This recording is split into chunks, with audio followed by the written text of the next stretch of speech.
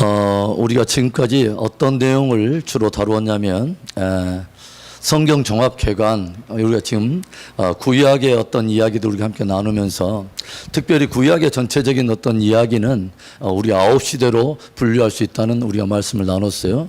제일 처음에 어떤 시대가 열리죠? 창조시대. 그래서 창조시대라고 읽지 말고 창족시대로 읽어달라고 말했어요. 창조와 족장시대. 그 다음에 두 번째가 무슨 시대입니까?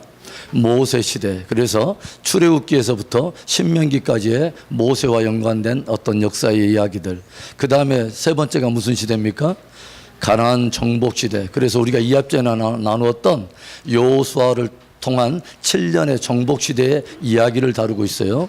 그 다음에 어떤 시대입니까? 네 번째가 사사시대. 그렇죠? 오늘 우리가 다룰 이제 과도기에 관한 어떤 이야기입니다. 그 다음에 다섯 번째가 뭐예요?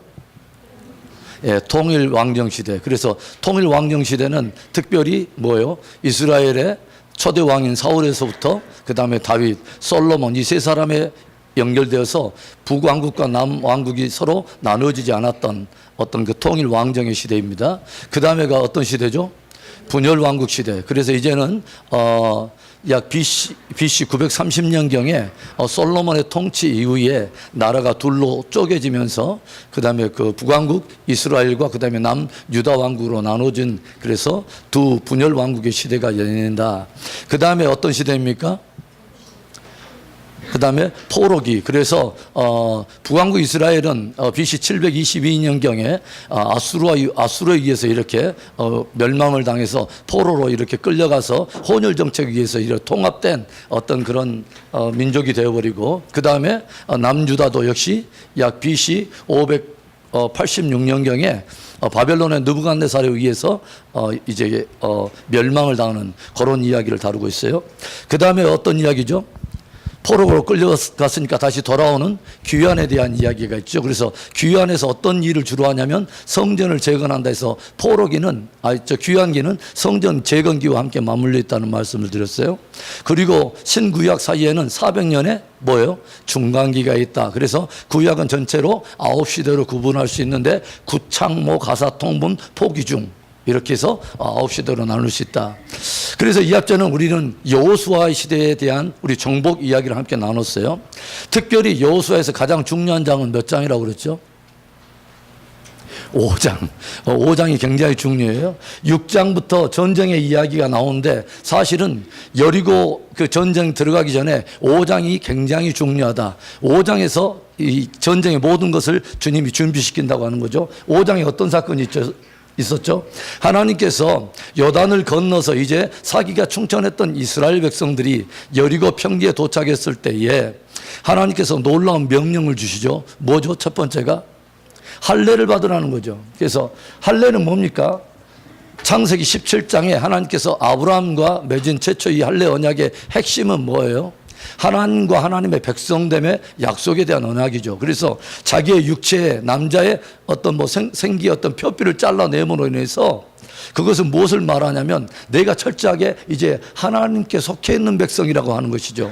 그래서 하나님께서 출애굽 1세대는 다들 뭐요? 할례를 받은 민족이었지만 광야에서 새롭게 태어난 제2세대는 할례를 받지 않은 거로 저들이 요단을 건너서 이제는 여리고를 바로 앞에 있는 바로 그 중요한 절대절명의 순간에 하나님은 놀랍게 제2세대를 겨냥한 하나님의 명령을 주시는데 너희들은 뭐요? 뛰어난 어떤 전략가를 불러라, 아니면 어떤 그런 많은 것들로 어려운 뛰어난 무기들을 준비해서 무장해라, 이런 명령이 아니라 뭐요? 할례를 명령하셨다고 하는 거죠. 그래서 이 할례를 저들이 이해할 수 없는 하나님의 명령임에도 불구하고 저들이 순종을 했다고 하는 거죠. 그리고 이 할례가 딱 끝나고 나니까 하나님께서 어떤 말씀을 하냐면 이제야 너희 가운데 애굽의 모든 수치가 굴러갔느니라.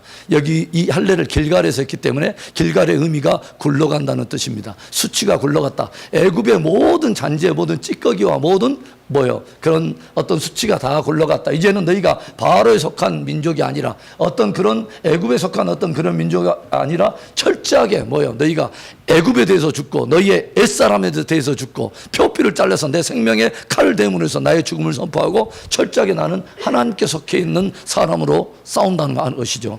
굉장히 중요하죠. 하나님은 저와 여러분이 하나님의 백성으로 싸우기를 원합니다. 저와 여러분이 크리스찬으로 살아가기를 원한다고 하는 것이죠. 두 번째는 뭐예요? 유월절을 지키라는 것이죠.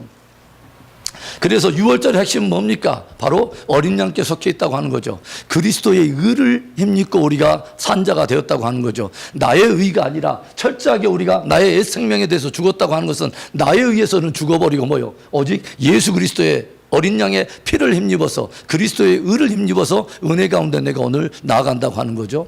이 두 가지 사건이 있고 난 뒤에야 누가 나타나냐면 하나님의 군대 장관이 나타나요. 그렇죠. 하나님의 군대 장관이 나타나자마자 여호수아가 자기들과 함께 싸우러 나오는 줄 알고 칼을 겨누면서 뭐라고 말합니까?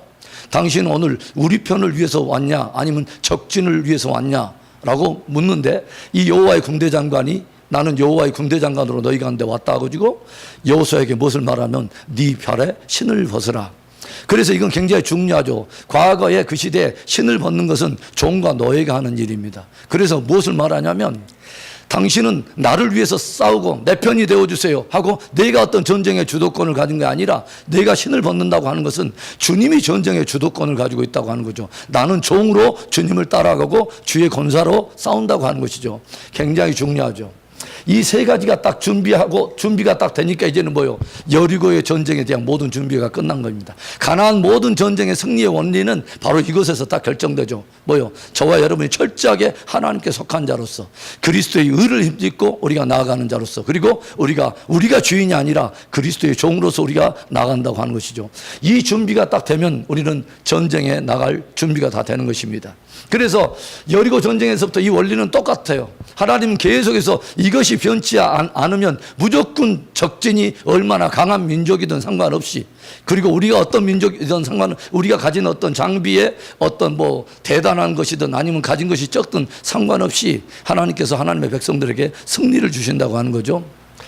자, 이제 그래서 여호수아의 그 정복기가 이제 딱 끝나고 나서 약속의 땅을 드디어 다 점령을 했습니다. 그런데 이 모든 족속을 다 정복한 것이 아니라 사사기에 딱 접어들어갖고 어떤 이야기가 나오냐면 저들이 각 지파의 기업을 가지고 분배를 얻었는데도 불구하고 그 땅 모두를 점령한 게 아니라 일부 강한 어떤 그런 세력을 다 정복하지 못하고 저들을 남겨둠으로 인해서 저들이 결심하고 적들이 거기에 주리를 틀고 남아있는 그런 상황이 벌어져요. 그리고 이들은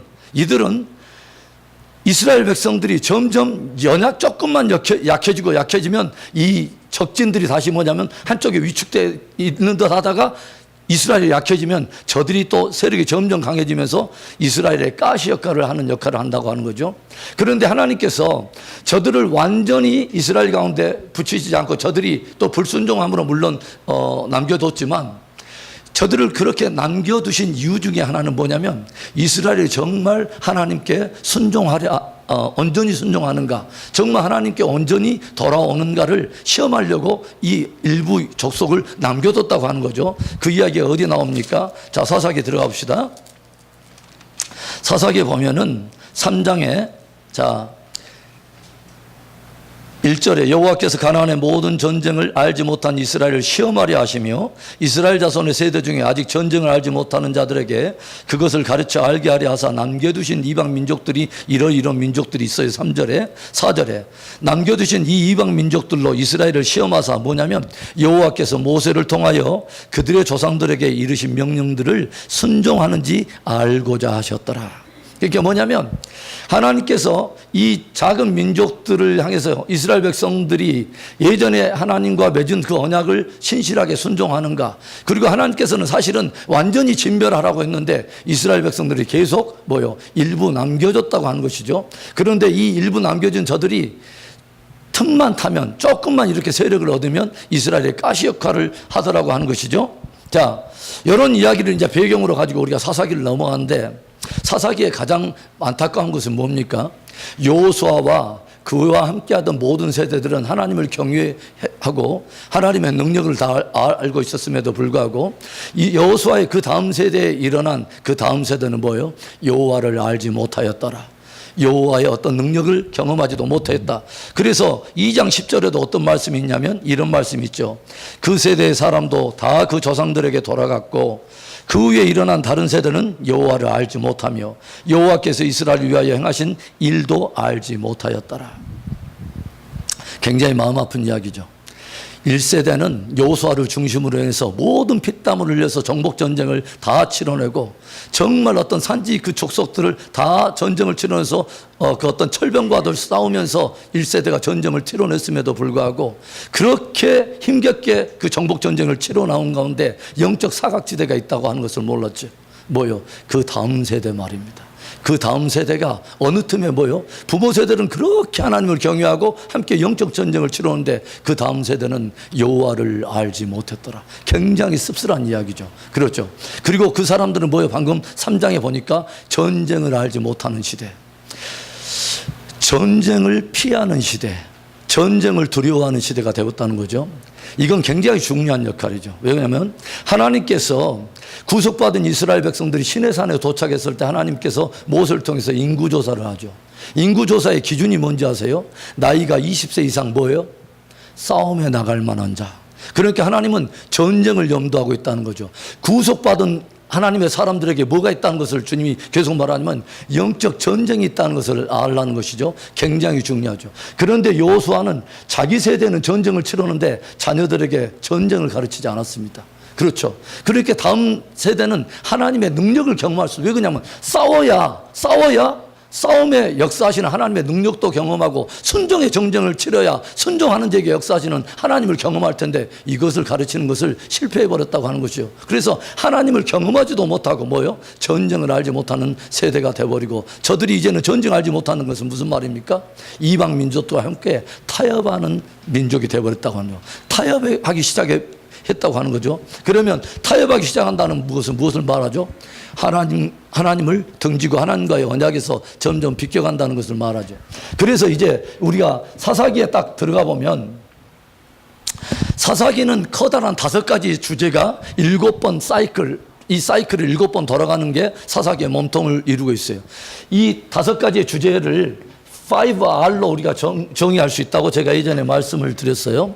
이 5가지의 주제는 뭐냐면 그 땅에 이스라엘 백성들이 정착해 가면서 뭐요? 이제는 서서히 전쟁을 치르지 않고 그 땅 백성들과 함께 타협하기 시작하면서 저들이 섬기는 신을 은밀하게 섬기면서 하나님을 배반하는 것입니다. 반역하는 것. 그래서 레벨리온 뭐죠? 반역하는 것이. 반역하다 또는 뭐요? 배교하고 우상숭배에 빠지는 것이죠. 그러면 저들이 하나님을 떠나서 반역하기 시작하면 이 거룩에 실패하는 이야기죠. 그렇죠. 거룩이라고 하는 하기오스라고 하는 단어는 뭐냐면 스스로를 구별한다는 거예요. 뭐요? 나를 하나님께 드린 자로 구별한다는 거죠. 할례의 핵심이 그거 아닙니까? 애굽에 속한 자가 아니라 유월절이 뭐요? 또 어린 양께 속해 있고 하나님께 속한 자라고 하는 거룩의 의미가 바로 하나님과 나와의 신앙의 순결과 함께 연결되어 있는 언약인 것입니다. 아주 중요하죠. 그런데 여기서 하나님을 벗어나서 반역을 함으로 인해서 하나님을 떠날 때 그러면 하나님께서는 어떤 일을 하냐면 두 번째 리트리뷰션을 하는 것이죠. 이것이 무슨 뜻입니까? 징계 또는 심판, 보응 이런 것입니다. 압제. 그런데 누구를 통해서 저들이 은밀하게 섬겼던 그 우상의 신들의 그 민족들에게 하나님께서 붙이신다는 거죠. 너희가 그렇게 모압의 에글론이 그렇게 좋아? 너희들이 그렇게 암몬의 몰렉신이 그렇게 좋은 거야? 그러면 주님께서 그 신에게 붙여버린다 이 말이죠. 그 백성에게 붙여가지고 거기서 압제를 당하게 된다 이것입니다. 그래서 징계하고 보응을 하게 되면 이제 조직의 쓴맛을 본 이스라엘 백성들이 뒤늦게 뭐예요? 하나님께 회개를 하는 것입니다. 뭐죠? repentance를 하는 거죠. repentance, 회개.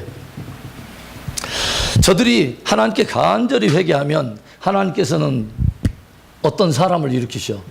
그래서 사사를 통해서 무엇을 하냐면 릴리프를 해요. 뭐요? 구원해 주시고 구출해 주셔요. 구원해 주세요. 사사를 통해서. 그러면 그 땅에는 뭐가 다시 찾아오냐면 뭐요? 평화가 찾아왔더라. 레스트. 안식이 찾아왔다. 평화가 찾아왔다. 그래서 몇 년 동안 평화가 있었더라. 사사가 있는 동안에. 그러면 이제 요 정도 이렇게 조직의 쓴맛을 보면 우리 같으면, 우리 뉴스원교회 성도들 같으면 영성이 워낙 뛰어나기 때문에 정말 그 다음에는 믿음을 잘 서스테인하고 이렇게 유지할 텐데, 이 이스라엘 백성들은 또 뭐냐면 또다시 열로 또 이 사이클로 또 들어온다 이 말입니다. 왜냐하면 사이클은 바퀴가 있기 때문에 계속 이 바퀴를 돌리려고 이 안으로 들어온다 이 말이죠. 그래서 사사기에 보면은 재밌는 단어가 나오는데 굉장히 마음 아픈 단어죠. 또라고 하는 단어가 계속 나와요. 그래서 보세요. 한번 보세요. 자, 이 정도 하면 될 텐데 4장에 딱 보니까 4장 1절에 뭐예요?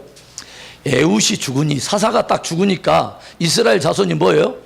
또 여호와의 목전에 악을 행하였더라. 6장 1절 가봅시다. 6장 1절에 이스라엘 자손이 뭐예요? 또 여호와의 목전에 악을 행하였더라. 자, 10장 6절에는 또라는 표현 대신에 어떤 말을 쓰냐면 10장 6절에는 뭐가 있냐면 이스라엘 자손이 뭐예요? 똑같은 단어예요. 뭐예요? 다시. 이것이 또. 그렇죠?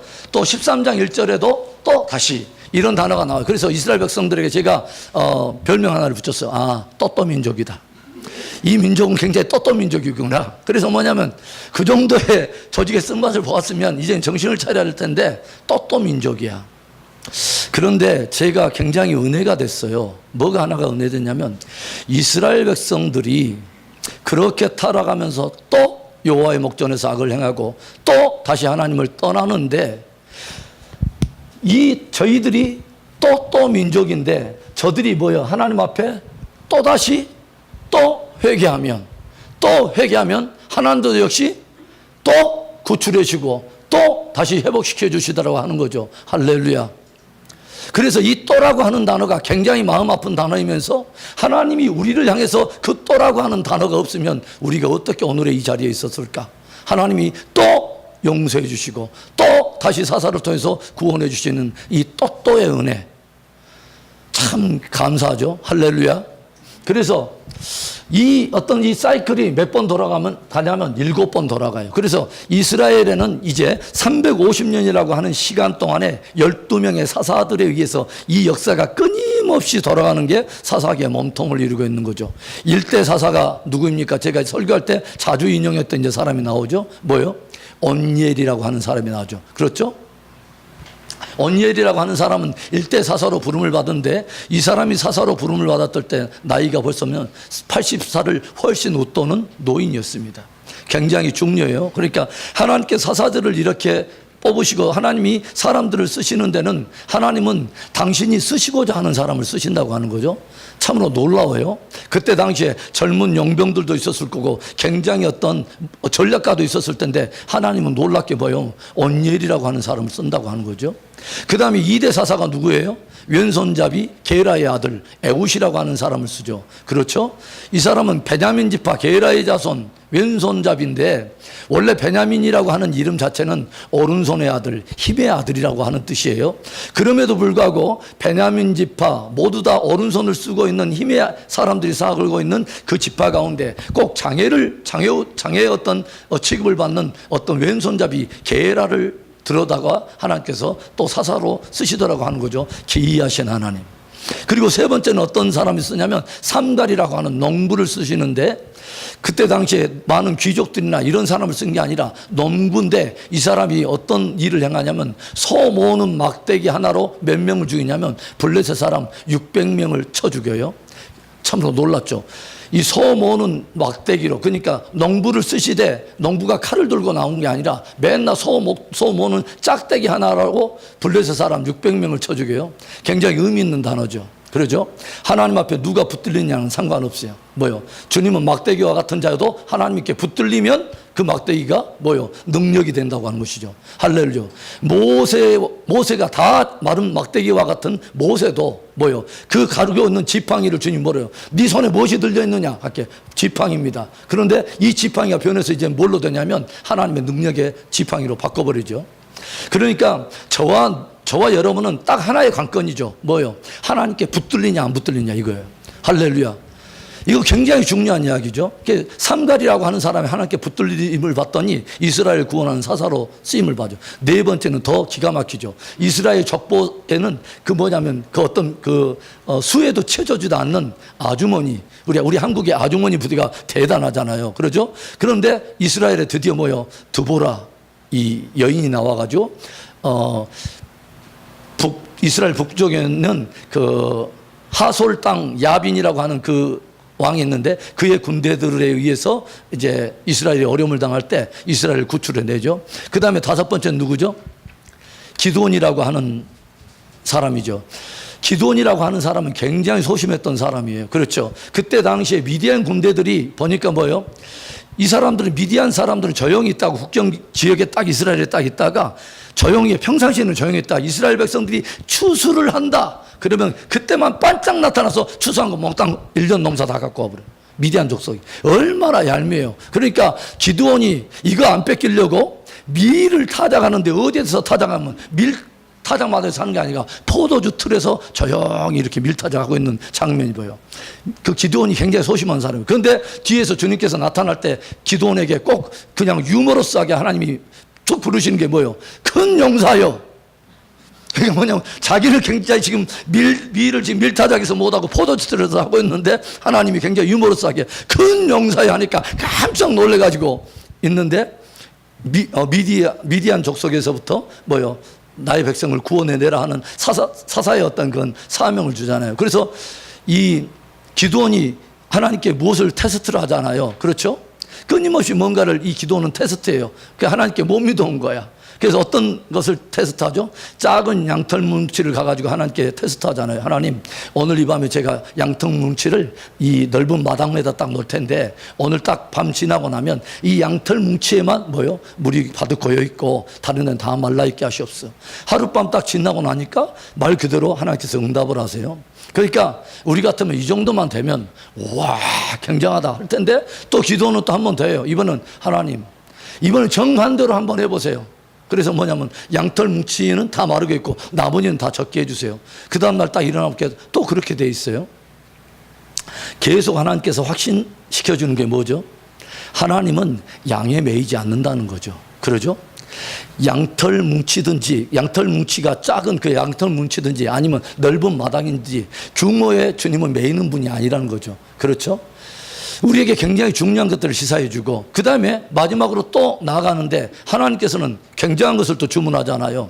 지금 미디안 군대들이 메뚜기처럼 중다하게 지금 포진하고 있는데 이스라엘 백성들이 모두 짜내서 나온 군대 수가 몇 명이냐면 32,000명이 모여드는데 하나님께서는 놀랍게도 그 가운데 두려워 떠는 자는 다 집으로 보내라 하니까 몇 명이 돌아가냐면 22,000명이 돌아갔고 10,000명이 남아요.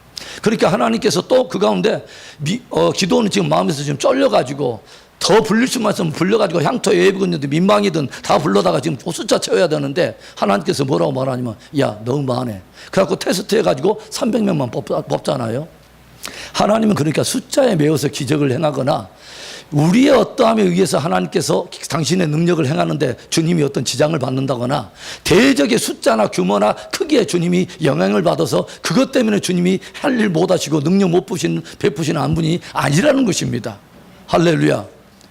그래서 중요한 것은 저와 여러분이 하나님께 붙들려 있느냐가 굉장히 관건이라고 하는 거죠. 이것이 사사기에서 우리에게 주고자 하는 중요한 교훈 중에 하나입니다. 하나님은 당신이 쓰고자 하는 사람을 얼마든지 불러서 쓰시는 하나님이십니다. 할렐루야. 그래서 옷에 삼득이 붙었다. 온니엘, 에웃, 삼갈, 드보라, 그 다음에 기드온, 그 다음에 도랴, 입다산, 에랍산, 돌라, 야엘, 엘론, 압돈, 그래서 마지막 삼손의 이야기까지 쭉 나와요. 자, 그래서 이런 이야기 속에서 꾹 가다가 이제 대충 스케치만 하고 갑니다. 이런 이제 와중에 쭉 나가다가 이제는 삼손의 이제 이야기가 나오는데 이제 무엇을 보여주냐면 이 사이클이 계속 돌아가는 가운데 드디어 이스라엘 백성들이 총체적으로 이제 붕괴하기 시작합니다. 조용히 보세요. 온 이스라엘 가운데 하나님께서는 안전장치를 몇 가지 두세요. 이스라엘을 선택한 목적 자체가 뭐죠, 여러분? 이스라엘 선택한 목적 자체는 이스라엘만의 구원이 아니죠. 그렇죠? 아브라함과의 약속의 핵심은 뭐냐면 너희와 너희 후손이 천하 만민 가운데 뭐요? 이 복을 가져다 올. 그래서 천하 만민 가운데 복이 되게 하려고 하나님이 주신 축복을 열방 가운데 흘려올 축복의 통로로 이스라엘 백성들을 삼았기 때문에 하나님은 이 이스라엘에게 굉장히 중요하죠. 그러죠? 이스라엘의 역사는 굉장히 중요해요. 이스라엘이 거룩을 지키고 기준을 지키고 열방 가운데 하나님을 경외하는 거룩한 기준을 잡는 것은 너무너무 중요한 이야기죠. 그러죠? 그런데 이스라엘 가운데 안전장치를 두신 게 뭐죠? 하나님께서는 이스라엘을 여러 지파로 막 만들어서 한 지파만 있다가 한 지파 따라가면은 어려울까봐 여러 지파로 이렇게 또 만드시기도 하고 여러 지파들 가운데요. 여러 지파가 있는데 하나님께서 유독 한 지파를 뽑아서 뭐냐면 제사장 지파로 삼는데 그들이 뭐예요? 레위인들입니다. 여러분, 여호수아에서 전쟁을 다 치르고 나서 12지파가 다 자기 기업을 분배를 받는데 기업이 없는 지파가 있죠. 뭐냐면 레위 지파입니다. 그런데 레위 사람들은 12지파에 다 흩어져 가지고 각 12지파에 48개의 성읍을 얻게 해요. 그거 무슨 말하냐면 레위 지파는 다 흩어집니다. 각 지파 속으로. 다 흩어져 가지고 각 지파 속에서 무엇을 하냐면 하나님의 거룩한 기준을 잡아요. 어떻게 하나님을 예배하는가? 하나님께 예배하는 사람이 어떻게 살아야 되는가? 하나님의 말씀대로 어떻게 사는가는 삶과 예배에 대한 기준을 잡으라고 레위 족속을 제사장 지파로 삼은 거예요. 레위 사람들이 원래는 뭐요? 이름 자체가 하나님과 연합한다 이런 뜻 아닙니까? 레위가 연합한다는 그런 뜻이 있는데 창세기 49장에 보면은 어떤 것이 있냐면 레위 지파와 시므온에 대해서 하나님께서 뭐라고 말하면 나 여호와의 영광이 저들과 함께 하지 못할 것이며 저들을 흩으신다는 이야기가 나와요. 그러죠? 시므온과 레위 지파가 그 세겜 족속과의 그 전쟁을 두고 그 야곱의 막내딸 때문에 개입해가지고 세겜 족속을 잔인하게 도륙한 일 때문에 하나님께 저주받은 바 된 그런 사건 여러분 아시죠? 그래서 하나님께서 흩어버리시겠다고 하는 거죠. 그런데 흩어지기는 흩어지는데 이 레위 족속이 나중에는 뭐야? 하나님께 연합되는 사건이 있죠. 그러죠? 모든 이스라엘 백성들이 황금송아지의 숭배 사건에 빠질 때 레위 사람들이 하나님 편에 서가지고 뭐냐면 형제들을 도륙함으로 해서 하나님을 향한 충성을 보이지 않습니까? 이때부터 제사장 지파로 세움을 받는다고 하는 거죠. 그래서 흩어지기는 흩어지되 뭐예요? 하나님께 헌신된 자로서 각 지파에 흩어져 가지고 거룩한 기준을 잡는 게 레위 지파의 사명이에요. 그렇죠? 아주 굉장히 중요해요. 그러니까 레위 지파가 흔들린다는 것은 무엇을 말하냐면 기준이 흔들려 버린다는 거예요. 레위 지파가 타락했다면 이건 난리가 나는 거죠. 그렇죠? 그리고 레위 지파의 한 중심에 이제 뭐냐면 이 사사 시대에 과격한 어떤 혼돈의 시대에 중심 잡으라고 딱 하나님께서 이스라엘이 어려울 때 저들을 구원할 뿐만 아니라 다시 하나님께 영적 기류를 다시 바꿔서 거룩한 기준으로 돌아오게 하라 하고 세운 바로 거룩한 기준이 뭐냐면 사사들이죠. 그러죠. 할렐루야. 이게 굉장히 중요하죠. 저들은 믿음의 기준으로 하나님이 세우신 거예요. 믿음의 축으로 살라고 저들을 세운 거예요. 모든 사람은 다 흩어지더라도 가운데 저들이 늘 축으로 하나님을 경외하는 것에 좋은 모델을 보일 수 있도록. 그래서 흩어진 모든 자들이 다 흩어졌다가도 그 축을 보면서 여상하게 돌아가고 있는 모든 환경이 흔들리고 모든 사람이 다 주를 떠나도 가운데서 축으로 여상하게 헌신된 그들을 보고 언제든지 다시 도전을 받고 돌아오라고 가운데 축으로 세우신 사람이 사사들이고 레위 사람들이. 할렐루야. 그런데 이 과도기적인 사이클들이 돌아가면서 드디어 이제 뭐냐면 마지막 사사 삼손이라고 하는 어마어마한 사람이 나오죠. 사사기 13장부터 등장하는데 16 방대한 양을 가지고 있는데 삼손이라고 하는 사람은 어마어마한 사람이죠. 계력을 가진 사람이 하나님의 능력으로. 그런데 이 삼손이 이제 서서히 타락하기 시작합니다. 이 삼손은 특별히 보통 사람이 아니죠. 나면서부터 하나님께 완전히 헌신된 뭐예요? 나시린이에요. 우리는 여름에 나시 입고 다니까 나시인이지만 삼손은 나시린이에요. 우리는 나시인이지만 삼손은 나시린이야. 그런데 나시린이 하나님께 해서는 안 될 하나님께 헌신된 것에 세 가지 표징이 중요한 게 있죠. 뭐죠? 포도주와 독주를 먹어서는 안 돼요. 그렇죠. 두 번째는 뭐예요? 부정한 주검을 만들어서는 안 됩니다. 세 번째는 뭐예요? 어제 제가 머리를 잘랐습니다. 죄송합니다. 능력이 떠났어요, 어제. 그런데 어제 뭐요? 머리에 삭도를 대면 안 돼요. 그렇죠? 이게 하나님께 드려지는 하나의 나실인의 표징이에요. 그러니까 나실인이 벌써요, 포도주와 독주를 마시거나 아니면 죽음을 만드는 어떤 내적 경건이 무너지는 것, 이것도 굉장히 문제지만 그 모든 것이 무너진 것 위에 마지막 하나의 껍데기처럼 남아있는 것이 뭐냐면 외관상으로 누가 보더라도 저 사람 나실이냐고 겉으로 딱 봐서 나실인의 표정을 갖고 있는 건 딱 하나입니다. 뭐요? 머리가 길어요. 머리에 나면서부터 삭도를 대지 않아. 이 사람이 술 먹은 거 어쩐 거는 잘 몰라. 죽음을 은밀하게 만드는데 이건 모르지만 누가 보더라도 외적인 표정 하나는 뭐냐면 머리가 길다는 거죠. 나면서 삭도를 대지 않았어. 그런데 이 삼손이라고 하는 사람이 얼마나 계력을 가지고 있는지 아십니까? 그렇게 블레셋 사람들이 이 삼손만 나타나면 이 일대 한 사단 병력은 되는 거죠. 이 사람 한 사람 뜨면 벌써 온 블레셋에 난리가 나는 거죠. 그렇죠? 그게 뭐냐면 이 삼손 하나 잡으려고 군대를 파송했는데 어떤 성에 삼손이 갇혀 있다고 하는 소문을 들고 군대들이 포위해 가지고 있는데 해질녘에 조용히 있다가 이 삼손이 그 성을 탈출하는데 어떻게 탈출하죠? 성문 문짝을 떼가지고 나갑니다.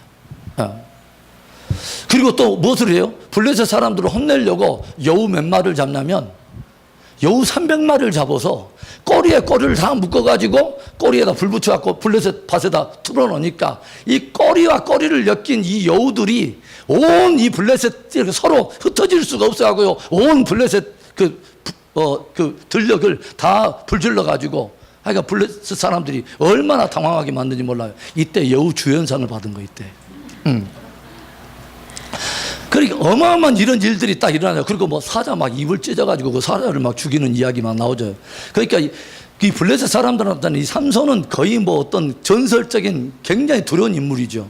그런데 이 어마어마한 영웅과 같은 삼손이 지극히 작은 것 하나에 서서히 무너지기 시작해요. 우리에게 굉장한 것을 도전하는 거죠. 뭐냐면 하나님의 사람들이 외적인 무엇인가가 좀 약해지는 거, 외적인 어떤 그것이 문제가 아니라 하나님이 할례를 점검하고 유월절을 점검했던 경건의 능력이 서서히 무너지기 시작한다는 거죠. 외적인 굉장한 것에서는 오히려 승리했는데 말도 되지 않은 것 같은 그 사람이 그런 것 가지고 무너졌을까 하는 바로 그 작아 보이는 그거. 저 소래골짜기에 있는 한 들릴라라고 하는 여인 때문에 사정없이 무너지기 시작한다는 거죠. 큰 것에서는 승리해요. 여러분, 가끔 보면은 어떤 어마어마한 어떤 대형 교회를 목회하고 아니면 어마어마한 한 시대를 이끌었던 부흥사들이 생각지도 못한 어떤 작은 문제 하나로 막 무너지잖아요. 그렇죠? 돈 문제로 막 무너지고 생각지도 않았던 어떤 문제, 공금 횡령의 문제로 무너지고 막 여자 문제로 인해서 막 무너지고 생각지도 못했던 작은 문제들이 무너진다고 하는 거죠. 저와 여러분은 이 경건에 대한 이 부분이 얼마나 소중한지 몰라요. 사사기가 도전하는 것 중에 하나는 이거예요. 뭐냐면 커다란 승리에서 승리했던 사람이 지극히 작은 하나에다 무너질 수 있다고 하는 것이죠. 이것이 너무너무 중요한 우리에게 도전이 된다고 하는 거죠. 그래서 이 삼손이 서서 이제 기방 출입을 하면서 기생술집에 들어가면서 포도주 독주를 마시더니 그 다음에 죽은 사자의 그 시체도 만져서 꿀도 막 빨아먹고 그 다음에 나중에 드디어 소래골짜기 들릴라의 품에 안겨가지고 결국 머리가 삭도에 밀려가지고 결국 모든 능력을 잃어버리잖아요. 하나님께서 이스라엘 함중앙에서 이스라엘 백성들을 구원하고 거룩한 기준을 잡으라고 세워놨던 사사가 무너져 버립니다. 한 중심의 축이 무너져 버리는 거죠. 사사가 딱 무너지는 이야기가 16장에 딱 이렇게 등장을 하는데 그 다음에 어떤 이야기가 등장하면 17장에서는 이제 누가 무너지냐면 레위인들이 무너지기 시작해요. 그래서 레위인들이 무너지는데 무엇을 보여주냐면 유대 베들레헴 땅에서 원래 레위였던 사람이 유대 베들레헴을 제2무적으로 떠나가지고 에브라임 지파를 돌아다니면서 다른 한 가정의 제사장 역할을 또 하게 되고 나중에는 한 단 지파의 또 제사장으로 팔려나가는, 그래서 어떤 하나님께 헌신된 레위인이 자기의 자리를 지키지 못하고 이리저리 이제 싹쓸 따라서 이리저리 팔려다니는 그때 당시에 서글픈 운명, 어떤 그런 사회 현장들을 보여줘요. 레위인들의 타락이 일어나면서 나중에 어떤 일이 벌어지죠? 레위인 중에 한 사람이 첩을 얻어요. 그래서 첩을 얻었는데 이 첩이 뭐냐면 다른 남자랑 바람을 피워가지고 어떤 일들이 있어가지고 자기 그 친정에 가 있는 거죠. 그렇게 유대 베들레헴까지 이 레위인이 찾아가가지고 그 첩을 데리고 오다가 베냐민 지파 기브아 땅에 딱 돌아가고 있는데 할 수 없이 그날 저녁에 밤이 깊어갖고 하룻밤을 유숙하는 가운데 저들을 찾아온 일부 그 깍두기들한테 결국은 누구를 내주게 되냐면 첩을 내주게 됩니다. 그리고 성경에 최초로 뭔 사건이냐면 윤관 사건이 벌어지죠. 그것도 하나님의 백성을 자처하는 이스라엘 땅에서 말이죠. 그렇죠? 그래서 이 사건으로 인해서 결국은 첩이 죽게 되고 아침에 일어나 보니까 자기의 첩이 문 지방 앞에서 죽어 있는 거죠. 그러니까 여기서 또 뭐가 있냐면 최초의 토막도 내는 이야기가 나오죠. 그래서 12토막을 시체를 다 나눠가지고 12지파에 다 보내요. 그러니까 이스라엘 백성들이 모두가 이게 흥분해갖고 어떻게 우리 백성 가운데 하나님의 백성 사이에 이런 일이 있을 수 있느냐 해가지고 이게 도대체 어떻게 된 일이라고 막 군사들이 모이기 시작하죠. 알고 보니까 베냐민 지파 기브아 족속 가운데서 이 일이 일어난 거죠. 그래서 이제 베냐민 지파를 불러다가 이 일에 연루된 사람을 다 불러내라. 우리가 정결한 어떤 심판을 해야겠다 하는데 베냐민 지파가 저들을 두둔하고 다른 11지파랑 싸움이 일어납니다. 거룩에 대한 전쟁을 치르는 게 아니라 오히려 자기의 어떤 것들의 범죄, 악을 두어하면서 집단 이기주의적인 것으로 나오면서 다른 지파들하고 전쟁을 치열어버려요. 이스라엘 가운데는 있어서는 안 될 일들이 막 일어나기 시작한다는 거죠. 그래서 지파들이 막 이제 무너지기 시작하죠. 그래서 나중에는 단지파가 무너지고 베냐민 지파가 막 무너지는 이야기가 벌어지면서 마지막에는 이제 어떤 이야기가 나오냐면 모든 사람들이 다 무너져버려요. 모든 사람들 안에 절대 기준이 다 무너지면서 사사기의 핵심적인 내용이 사사기 제일로 마지막 장 마지막 절에 이런 이야기가 나오죠. 이스라엘 가운데 왕이 없는 거로 각 사람이 자기의 소견에 옳은 대로 행하였더라. 절대가 무너져 버렸습니다. 그래서 상대주의 시대가 열렸는데 이게 뭐냐면 절대라고 하는 하나님 중심, 하나님이 주신 절대 진리, 하나님이 주신 거룩의 기준들이 다 무너져 버리고 각 사람이 다 진리가 되어 버렸다는 거죠. 자기가 다 기준이에요. 이게 어디에서 있었던 일이죠? 에덴 동산의 타락에 있었던 이야기죠. 절대가 무너지고 내가 기준이에요. 네. 이때부터 이제 비극이 시작이 된다고 하는 것을 여러분 알겠죠. 그러니까 사사기에서는 이런 이야기들을 우리에게 지금 들려주고 있다고 하는 거죠. 과도기정 혼돈 사이에서 전쟁을 알지 못하는 세대가 일어나고 그들은 여호와의 능력을 알지 못했다. 그래서 전쟁을 경험하지 못하고 하나님을 경외하지 않는 저들은 이방 민족들과 함께 타협하는 민족이 되어버렸다. 그리고 그 가운데 그 가운데도 하나님께서는 이스라엘 백성들이 끊임없이 실수하고 끊임없이 넘어질 그때에도 하나님은 저들이 회개하고 돌아오기만 하면 또 저들이 무너지고 또 무너졌을지라도 저들이 또 회개하고 또 애통하면 하나님께서 사사들 통해서 구원해 주신 하나님의 은혜가 묻어 있다. 그 어마어마한 은혜 속에서도 이스라엘 백성들은 총체적으로 무너지기 시작하던 이제는 거룩한 기준부터 무너졌다. 사사가 무너지기 시작하고 심지어는 나시린이 무너지기 시작하더라. 굉장한 큰 싸움에서는 승리했던 저들이 작은 경건에서부터 서서히 무너지기 시작하더니 사정없이 무너지는데 사사가 무너지니까 레위인들이 무너지기 시작하고 레위인들이 무너지니까 모든 지파들이 무너지기 시작하고 지파들이 무너지니까 모든 사람들이 다 무너져서 각자가 다 하나님이 되고 자기가 기준되고 자기의 소견에 옳은 대로 행했다고 하는 사사시대의 어두운 실패의 이야기를 우리에게 들려준다고 하는 거죠. 이런 이야기를 이제 배경으로 타고 놀라운 이야기가 우리 가운데 드러나는데 사사기의 어둠을 뚫고 한 줄기 꽃의 이야기가 딱 나오는 그게 바로 룻기에 대한 이야기입니다. 여러분, 룻기의 전체적인 배경은 사사시대를 이제 배경으로 하고 있는데 그래서 룻기도 우리가 어떻게 되어볼 수 있냐면 룻기도 이렇게 보면요 사사기의 이 5가지 사이클이 함께 돌아간다고 하는 것을 우리가 알게 돼요. 그러니까 사사기 안에서는 누가 예수님의 모형이냐면 사실은 불완전한 사사들이지만 사사들이 예수님의 한 모형들인 거죠. 그러죠? 이스라엘에 패갈 때마다 이스라엘을 구원했던 사사들. 그런데 보세요. 이제 룻기를 봅시다. 룻기에도 이 5개의 사이클이 돌아가요. 조용히 보면. 원래 유대 족속, 유대 베들레헴에 살던 한 가정의 이야기죠. 하나님을 경외하는 그 가정의 이름은 엘리멜렉. 두 아들이 있었습니다. 말론과 기련. 부인이 있었어요. 누굴까요? 나오미. 나오미의 이름은 기쁨, 이런 뜻입니다. 그러죠? 기쁨. 그래서 유대 베들레헴이라고 하는 그 말이 굉장히 의미가 있죠. 유대 베들레헴. 여러분, 유대라고 하는 이름의 뜻은 야곱의 네 번째 아들이 유다입니다. 그래서 유다에서 유대라고 하는 이름이 나와 있는데, 유대라고 하는 이름의 뜻은 뭐냐면 찬송이라고 하는 뜻입니다. 사사기에 딱 들어가 보면요, 하나님께서, 하나님 어느 지파부터 저 가나안 족속들과 먼저 싸워야 될 것입니까? 라고 물으면 항상 하나님 어느 지파부터 먼저 올라가라고 하냐면, 야, 유다 지파부터 먼저 올라가야 할지니라. 항상 선봉에 유다 지파가 가야 된다. 영적 전쟁의 신비한 비밀이에요. 항상 영적 전쟁엔 찬송의 군대가 먼저 갑니다. 할렐루야. 그래서 마하나임이 가는 거예요. 할렐루야. 마하나임이라는 뜻이 뭐예요? 하나님의 군대. 그래서 여러분, 유다 지파 찬양함으로 그의 궁정에 들어가 뭐요? 주 여호와 이름을 송축할지어다. 성막의 동쪽에 해를 맞는 성문으로 들어가는 통과하는 그 지역에 바로 앞에 선 지파가 어디 지파냐면 유다 지파를 필두로 한 세 개 지파가 진을 기르고 있는데 유다 지파의 길을 이루고 있어요. 뭐요? 찬송함으로 그 문에 들어가.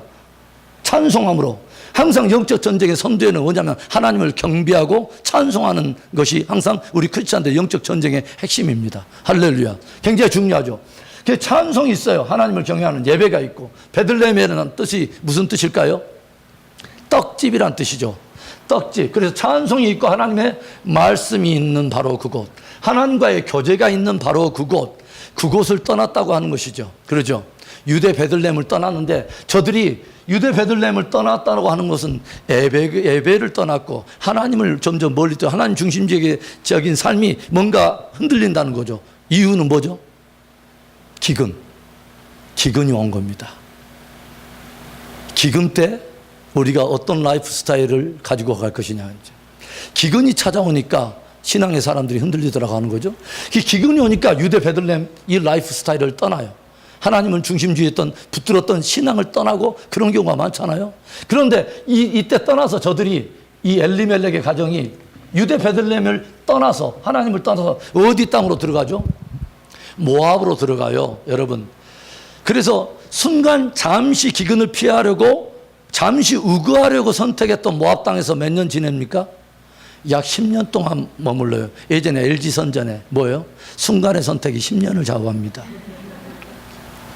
그래서 저들이 모압 땅을 가는데, 이 모압이라고 하는 나라는 보통 나라가 아니죠, 여러분. 신명기 23장에 딱 보면 어떤 말이 있냐면 여호와의 총에 들어오지 못할 여러 대상들을 열거하고 있는 것이 있죠. 신랑이 상한 자들은 몇 대까지 들어오지 못할지니라. 에돔 족속은 10대 이상은 들어오지 못할지니라. 막 이러는데 모압하고 암몬에 대해서는 뭐라고 말하는지 아십니까? 평생에 영원히 여호와의 총에 들어오지 못할지니라. 하나님이 거의 저주 수준으로 저주받은 민족처럼 취급받은 것이 바로 모압이에요. 하나님 볼 때도 더 이상 희망이 없는 것처럼 하나님이 말씀해 버린 거예요. 그러니까 이스라엘 사람들이 생각할 때는 이 모압이라고 하는 족속에 대한 하나님의 계시를 알고 있기 때문에 모압을 선택한다고 한 것은 이건 치명적인 거죠. 그러죠.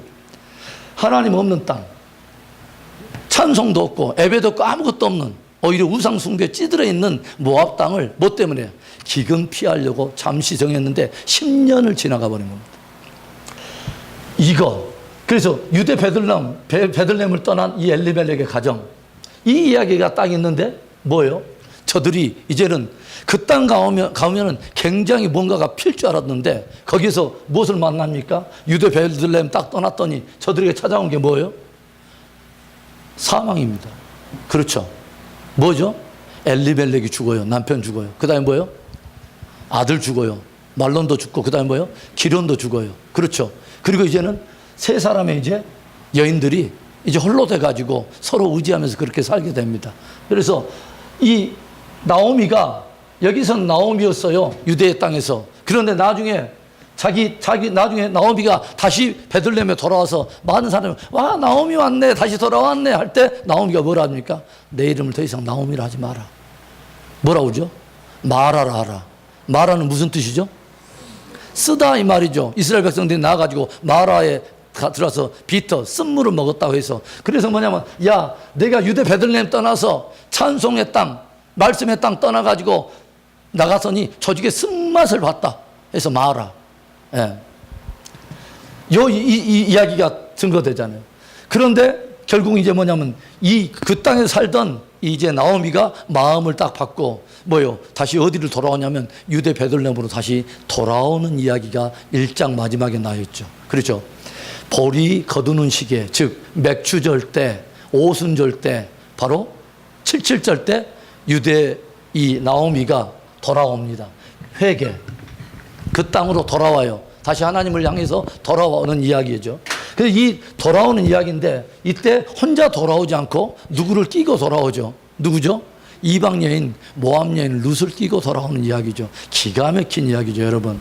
혼자 돌아오지 않고 유대인 나오미가 이방 여인 룻과 함께 오는 오순절에 뭐예요? 오순절의 핵심은 뭡니까? 유대인들 그 구원 역사에 이방인들이 접붙임을 받아서 이방 교회 시대가 열리는 이야기 아닙니까? 오순절에 아주 핵심적인 거죠.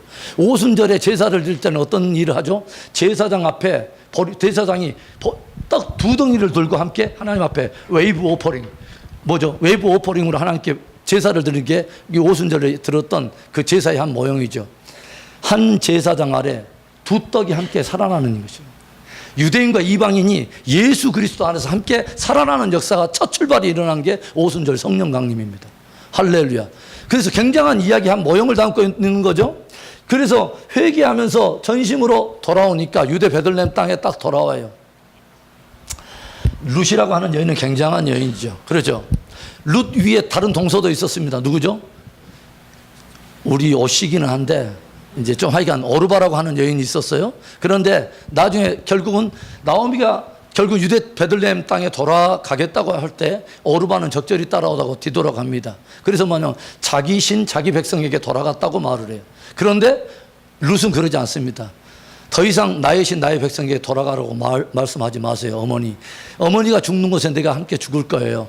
내가 어머니를 떠나서 내가 어떤 일들이 있다면 여호와께서 나를 징벌하기를 원합니다 라고 딱 붙어가지고 껌딱지 붙듯이 나오미한테 붙어가지고 같이 돌아와요.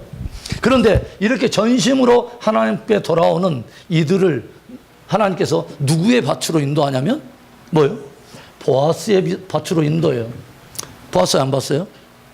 봤어요? 자, 그래서 이 보아스인데 여기에서 기가 막힌 사건 하나가 이제 룻기 하나 이야기인데 핵심입니다. 뭐냐면 처음에는 그 밭에 우연히 들어간 줄 알았어요. 성경에 실제로 우연이란 말이 나와요. 저들이 우연히 보아스 밭에 들어갔는데 하나님의 역사는 우연이 없죠. 그렇죠? 그런데 이 룻과 나오미가 이제 뭐냐면 이 보아스의 밭에 딱 들어갔는데 이 보아스의 정체가 서서히 드러나기 시작해요. 그렇죠? 나중에 이 룻은 사실은 보아스에 대해서는 아무도 몰라요. 그런데 누가 알고 있냐면 나오미가 점점 알고 있어요. 야, 며느라, 오늘 너 왜 이렇게 그 보리 이삭이나 이런 것들 많이 주워왔니? 그랬더니 아니 제가 모르고 어떤 사람의 밭에 들어갔는데 그 밭주인이 나이 좀 드신 것 같은데 저한테 작업을 들어와요. 해줘. 조용히 보니까 제가 그냥 별로 수고도 안 하는데 막 사람들 시켜갖고 더 막 나달 부서기 더 줘라 해가지고 굉장히 막 오고 또 돌아오려고 그러는데 또 막 이거지고 해가지고 싸가지고 이렇게 이바지 해가지고 왔어요. 그러니까 그 사람 이름이 뭐라더냐? 이렇게 보아스인가 기라고 그래요. 그러니까 이 나오미가 뒷해보기 시작한 거죠. 그리고 보아스가 굉장한 사람인 걸 알죠. 보아스는 누구냐면 나오미와 룻의, 그러니까 나오미가 잃어버렸던 모든 것들을 다 회복해 줄 수 있는 유일한 사람이에요. 이 사람이 누구냐면 고엘이라고 하는 제도 있죠. 고엘. 뭐냐면 성경에 기업 물을 자 이런 뜻으로 나와 있는데 이건 굉장히 중요한 거죠. 유대사에서 고엘, 기업 물을 자는 어떤 것을 말하냐면 지금 누가 죽었냐면 엘리멜렉 남편이 죽고 두 아들까지 죽었어요. 그렇죠. 그런데 이것으로 해서 가난 때문에 뭐냐면 이 나오미가 전 재산을 이렇게 엘리멜렉의 이름으로 예전에 가졌던 이런 것들을 다 처분할 수밖에 없었던 그런 상황인데, 그런 상황이 벌어질 때 인척 가운데 누구 가난한 사람이 할 수 없이 경제적인 어떤 여건상 그런 것들을 자기 소유를 팔았을 때 누군가 가까운 친척 중에 한 사람이 유력한 자, 즉 경제적인 능력도 있고 여력이 되는 사람이 자기의 그 불쌍한 친척을 위해서 자기의 모든 돈을 사서 이것을 사주면, 다시 회복해주면 이것을 원래 자기 남편, 그 남편의 이름으로 해서 기업을 그대로 다시 있게 해주는 그런 유일한 사람이죠. 그런데 이 고엘이 되려면 세 가지 조건이 있어야 됩니다. 어떤 것이 있어야 되냐면, 반드시 이 사람은 뭐여야 되냐면, 이 사람은 친족이어야 돼요. 가장 가까운 친족 중에 한 사람이어야 돼요. 그러니까 누구에게 우선순위가 있냐면, 제일 먼저 서열이 가장 가까운 친척이 이 고엘이 될 먼저 자격이 있어요. 그 다음에 두 번째는 이 친족은 친족이어야 되는데, 두 번째는 유력자여야 돼요. 즉 능력이 있어야 돼요. 가까운 친척이어도 가난하면 친척을 위해서 이것을 기업을 이렇게 대변해 줄 수 없어요. 다시 사가지고 다시 이렇게 물러줄 수 없어요. 그러니까 친족이면서 유력자여야 돼요. 세 번째, 자원하는 자여야 돼요. 내가 친족이면서도 해줄 수 있는 여력이 되지만 내가 하기 싫어. 그러면 못 하는 거야. 그러면 누구에게 그 다음 순서가 넘어가냐면, 그 다음 서열이 되는 그 다음 사람한테 넘어가는 그 이야기. 그래서 룻기에 보면 실제 그 이야기가 나오잖아요. 요 사건이 딱 벌어지니까 뭐냐면, 이제 나오미가 룻을 꼬치아주기 시작합니다. 야, 룻아, 오늘 저녁에 가지고 이제 낯가리 거두고 이제 추수때가 다 됐으니까 오늘 저녁에 네가 이불 하나를 딱 뒤집어 가가지고 조용히 보아스라고 하는 사람, 이 사람이 잔치하고 막 자기들끼리 흥에 겨가지고 추수를 기뻐할 거 아니야. 그러다가 이제 광야에서 이렇게 그 들판에서 잠이 들거든. 너는 조용히 이불 하나를 들고 나서 이 보아스 발 밑에 조용히 이렇게 누워 있어라. 그럼 새벽에 이 보아스가 껄쩍껄쩍 하다가 걸리면 분명히 일어날 거 아니냐? 그때 허겁지겁 나서 누구야? 그러면은 그냥 한마디만 해라. 주의 계집종이 오니 주의 옷으로 나를 덮으시옵소서. 이 한마디만 해라. 그러니까 가가지고 실제로 가가지고 딱 일어나고, 너 누구냐? 그러니까 주의 여종 룻이옵니다. 주의 옷으로 나를 덮으시옵소서. 딱 그러니까 이제 이 기업 물을 자에 대한 이야기를 해주죠. 야, 내가 지금 하고 싶은데 알았어. 그런데 나보다 먼저 서열이 가까운 한 사람이 있어. 그 사람이 하지 않겠다면 내가 모든 걸 다 해줄게 라고 말을 해요. 그렇죠? 그리고 다음날 이게 성읍 사람들이 다 모여있는데, 이제 그 사람을 불러다가 당신 이 룻에 대한 이 기업을 물을 거야, 안 물을 거야? 이 고해를 할 거야, 안 할 거야? 그러니까 자기가 이걸 포기하죠. 그래서 하지 않겠다고.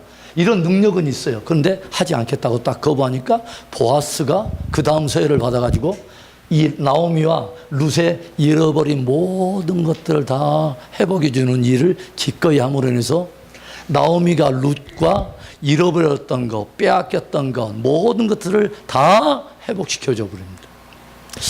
굉장한 이야기죠. 이 고엘이 지금 누구의 예표이냐면 바로 예수 그리스도의 예표인 것이죠. 이 보아스가. 그리고 보아스 딱 만나고 나니까 이 가정에는 뭐가 왔더라? 평화가 왔더라. 부요가 다시 찾아왔더라. 모든 회복이 되어졌더라 하는 이야기가 전체적인 룻기 하나의 이 5가지 사사기 사이클과 똑같이 지나가더라고 하는 거죠. 이 이야기가 조용히 우리가 보면요. 조용히 보면 이 하나의 사사기의 사이클과 이 유대 베들레헴에서 일어났던 이 한 가정의 이야기가 사실은 전체 성경의 이야기와 함께 맞물려 있다고 하는 거죠. 놀랍게도 룻기의 마지막의 이야기는 족보로 끝을 맺고 있습니다. 그렇죠.